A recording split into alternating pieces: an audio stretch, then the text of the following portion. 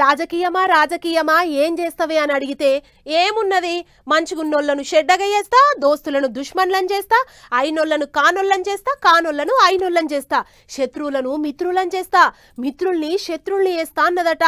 అవు మరి రాజకీయంలా ఎప్పుడెట్లయితదో ఎవ్వరికి తెలియదు. కర్ణాటక రాజకీయాల లెక్కన డీకే శివకుమార్ అనే నేను కర్ణాటక రాష్ట్రానికి ముఖ్యమంత్రిగా నా విధులను అంతఃకరణ శుద్ధితో నిర్వహిస్తానని దైవ సాక్షిగా ప్రమాణం చేస్తున్నా. ఓహో ఆగురి ఇంకా సీఎం కాలేదు కానీ ఇక ముంగడ సీఎం అవుడైతే పక్క అంతా క్లియర్ అయినట్టే. ఇక మంచి ముహూర్తం చూసుకొని ప్రమాణ స్వీకారం చేసుడే ఆలస్యం ఉంది. శనివారం నాడే ప్రమాణ స్వీకారం చేస్తాడని కొంతమంది, లేలే ఇప్పుడు రోజులు మంచిగా లేవు, శివకుమార్ సార్ పేరు మీద రావుకాలం నడుస్తుంది, 10-15 వద్దులు ఆగాల్సిందేనని కొంతమంది, అన్ని వద్దులంటే తిప్పలైతుంది, శని పూజ పెట్టుకుని వచ్చే 1వ తారీఖు నాడో లేకుంటే 3వ తారీఖు నాడో ప్రమాణ స్వీకారం చేస్తాడని ఇంకొంతమంది. ఎవరికి నచ్చినట్టు వాళ్ళు సాటింపేస్తారు కానీ అసలు ప్రమాణ స్వీకారం చేస్తాడు ఎప్పుడు అనేటిదైతే ఎవరికి తెలియదు. ఎప్పుడన్నా కానీ వీళ్ళు కానీ కర్ణాటక రాష్ట్రానికి ఇక డీకే సార్ సీఎం అవుడైతే పక్క.